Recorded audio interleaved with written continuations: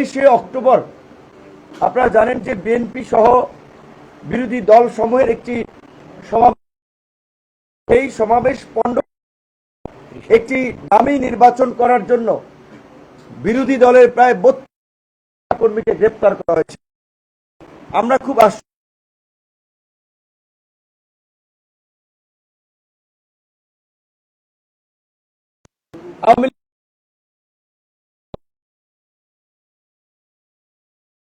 যার ফলে এই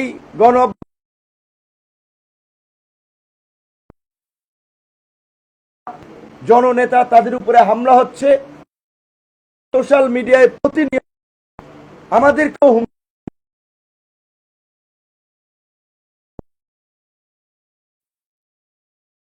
যায় হয় সেটি আমাদের এবং ভবিষ্যতে দেশের সার্বভৌমত্বের জন্য একটি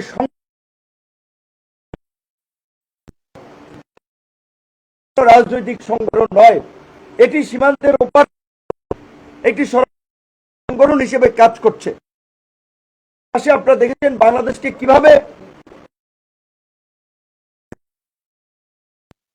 নানান ধরনের সাপোর্ট তারা করেছে। সেই জায়গা থেকে আমরা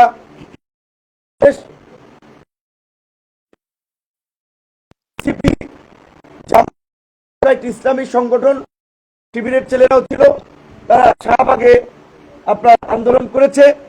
আমরা গণ অধিকার পরিষদের পক্ষ থেকে প্রেস ক্লাব এলাকায় আমরা মিছিল সমাবেশ বিক্ষোভ করেছি। গতকালকে আমরা যমুনায় আমরা ঘেরাও করতে চেয়েছিলাম, সরকারের পক্ষ থেকে অনুরোধ করা হয়েছে যে আমাদের সম্মানিত মাননীয় প্রধান উপদেষ্টা বিষয়টি নিয়ে কনসার্ন, কাজী তার উপরে আমরা ওইভাবে প্রেশার যেন না তৈরি করি, কারণ তিনি তরুণদের কথা, ছাত্র যুবকদের কথা শুনেই আগামীর বাংলাদেশের একটা গতিপথ ঠিক করতে চান।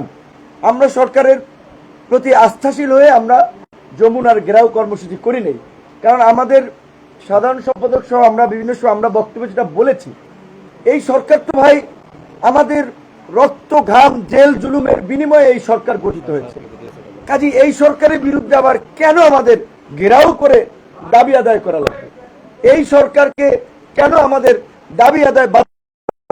অবশ্যই জনগণের যদি জনসম্পৃক্ত দাবি ওঠে, আশা করি সরকার সেটি গুরুত্ব সহকারে বিবেচনা করবে।